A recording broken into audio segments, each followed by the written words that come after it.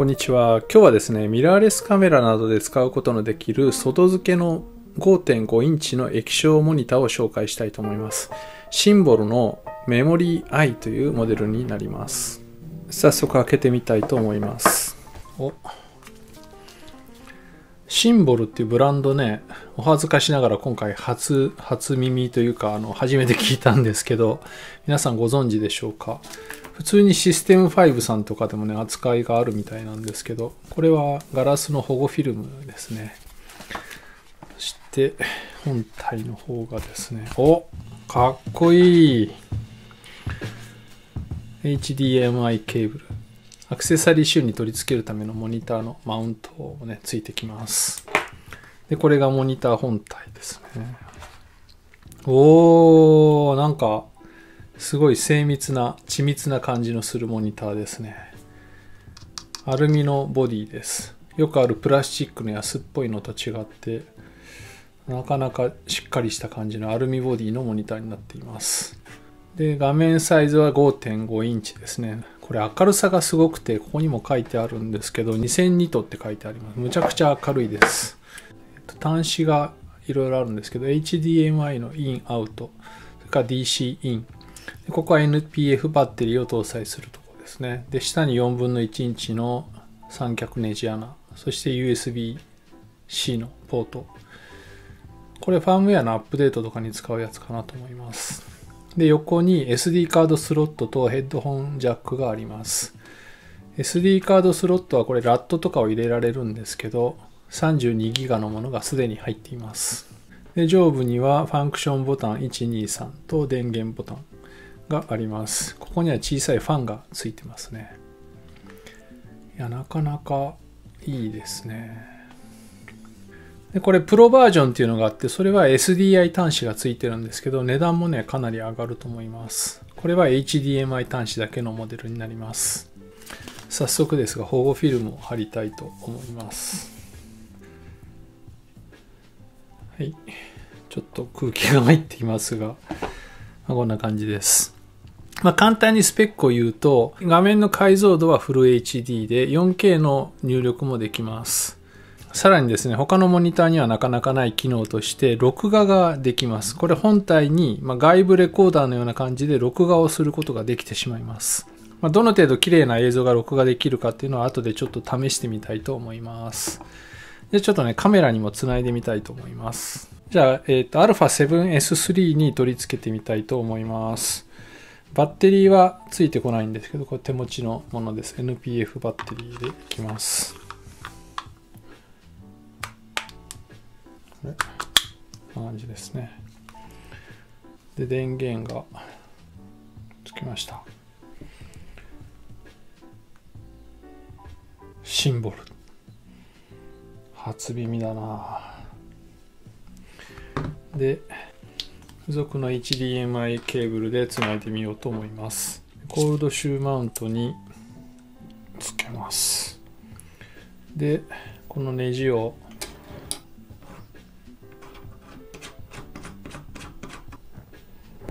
つけました。で、ケーブルですね。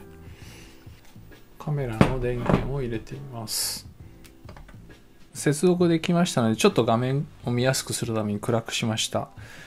で、まず、今、これフルスクリーンで表示されてるんですけど、カメラ側に表示されているこういった設定項目は一切表示されていない状態になっています。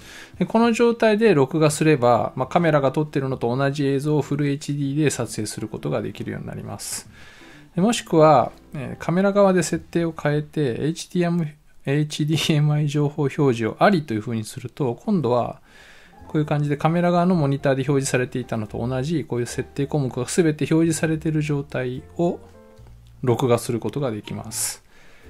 なので、カメラの設定を見せたい場合、YouTube でよくこういう動画出てくることあるんですけど、そういうのを撮影したいときは非常に便利な機能かなと思います。で、今度はこのモニター側の設定がいろいろあるので、ちょっと見ていこうと思います。すごい大きなアイコンで見やすくなっています。で、タッチ操作ができるんですけど、タッチの反応も非常にいいです。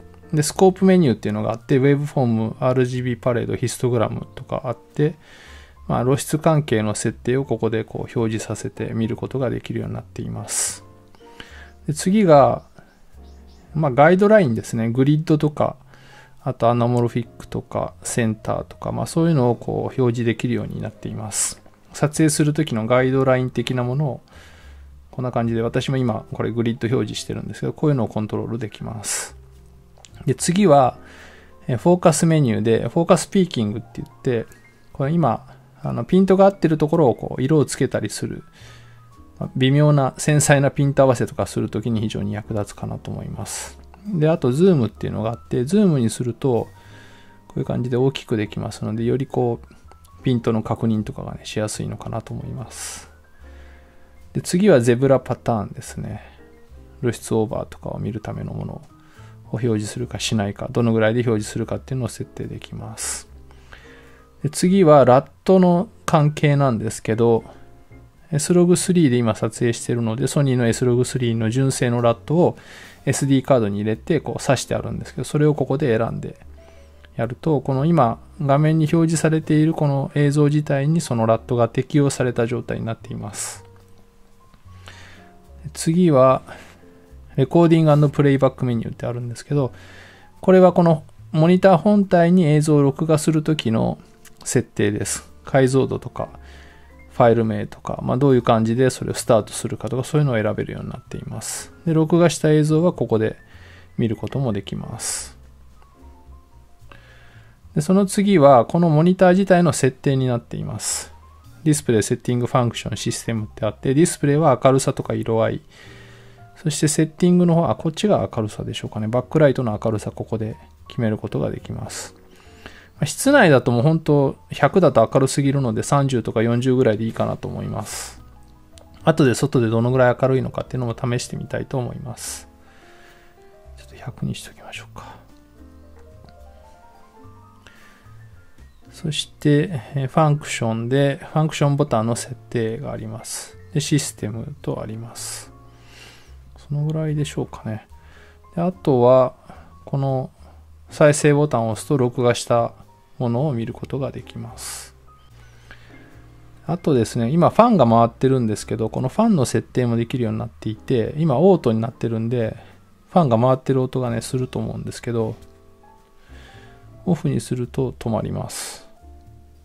ずっとオフだと発熱しちゃうのかもしれないんですけど、どうしても静かに撮影したいときはオフでいいかなと思います。ローでこのぐらい、ハイにすると結構音がしますので、カメラの本体のマイクとかを使う場合はちょっとうるさいかもしれません。私オートにしとこうかなと思います。今フルスクリーンなんですけど、タッチするとこうメニューが出てきます。じゃあちょっと外に持ち出して実際にどのぐらい明るいところでも見やすいのか、そしてその録画機能もね使ってみたいと思います。さあちょっと屋外に持ってきてみました。かなりこんな感じで太陽が出たり入ったり眩しい状況になってはいますが、どんな感じで見えるのかテストしてみたいと思います。じゃあ電源を入れます。でですね、今こっちのカメラ側のモニターも屋外晴天の設定になっていて、一番明るい状態になっています。シンボルのモニターがどうかというところですが、今明るさがですね、100% になってます。太陽がね、今かなり出てきましたが、全然問題ないですね。むちゃくちゃ明るいですね。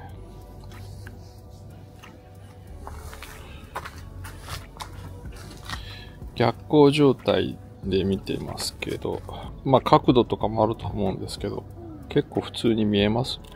こんな感じで明るくて非常に見やすいです。これでちょっと画質の比較をしてみたいと思います。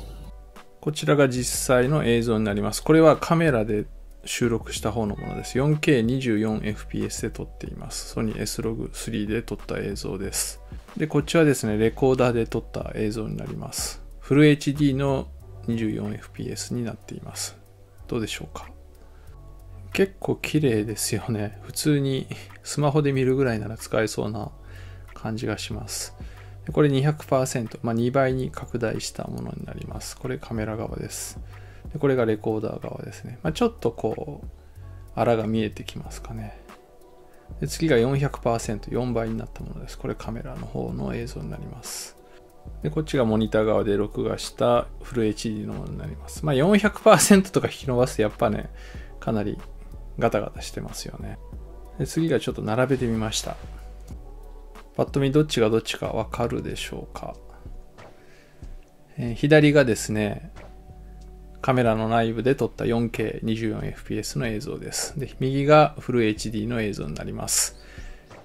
こんな感じでちょっとした映像、小さい画面で見るぐらいの映像なら本当気軽にこのモニター側で録画したものでも普通に使えそうな感じがします。で、録画した映像もここで確認することができるんですけど、ちょっと見てみましょうか。むちゃむちゃ綺麗ですね。録画した映像の確認はやっぱこのぐらい大きい方がね、いいですよね。どこにピントが合ってるとかもね、すごいよくわかります。で、次にソニーの ZV-E10 にも取り付けてみました。ZV-E10 はマイクロ HDMI 端子なので自前のケーブルでつないであります。で、このアクセサリーシューのところに付属のマウントで液晶を載せてみました。こんな感じでちょっと大げさにはなるんですけど、ZV-E10 に搭載されている液晶がですね、お世辞にもこう綺麗とは言い難いというか、あまりいいものではないので、結構ね、差が出ますね。マニュアルフォーカスするときとかも、フォーカスピーキングでこうどこにピントが合ってるかっていうのをこう赤く表示するように設定してたりするんですけど、それでも結構これ当てにならなくて、ピントが微妙に外れてたりとかするんですけど、これで見るとね、本当に映ってますかね。ちょっとどこまでお見せできるかわからないんですけど、こうサボテンのトゲトゲの一つ一つまで見えるぐらいむちゃくちゃ綺麗に見えてます。これならね、もうほんとピントを外すこともないだろうなと思いますね。あとですね、ちょっとこう撮影した映像を確認するときも、この搭載されてる液晶やっぱりあんまり良くなくて、この液晶で見るとすごい白飛びしてたり黒つぶれしてたりとかして、後でパソコンで見ると問題ないんですけど、この液晶で見るとちゃんと撮れてるのかどうかっていうのが微妙にわからない時があるんですよね。でそういう時もこの外付けのモニターを使うと、色の具合がどんな感じなのかとか、ピントの具合も本当に細かいところまでちゃんとピントが合ってるのかどうかっていうのを確認することができるんですよね。で、色もちゃんとキャリブレーションされてますので、家で下手なパソコンで見るよりも再現性が高いというか、ちゃんとどんな風に撮れてるかっていうのを確認することができます。ぶっちゃけいいカメラは搭載されている液晶もかなり綺麗ですし、EVF もすごい綺麗だったりするんですけど、こういう安いカメラほど液晶はね、コストダウンされてますので、むしろこういう外付けの液晶がね、生きてくるんじゃないかなと思います。よかったら参考にしていただければと思います。ということで今回はシンボルのメモリーアイという外付けモニターの紹介でした。3月25日からこのシンボルがイベントをするみたいなんですけど、また分かり次第 X とか Twitter などでもお知らせしたいと思います。ということで今回もご視聴ありがとうございました。ではまた次の動画でお会いしましょう。さようなら。この画面とこの画面と比べてどっちが見やすいですか？これとこっち。そっちの方が見やすいんだ。なんで？だって大きいんだ。明るさはどう？結構明るいね。本当だね。4歳でも違いが分かるほど見やすいそうです。ご協力ありがとうございます。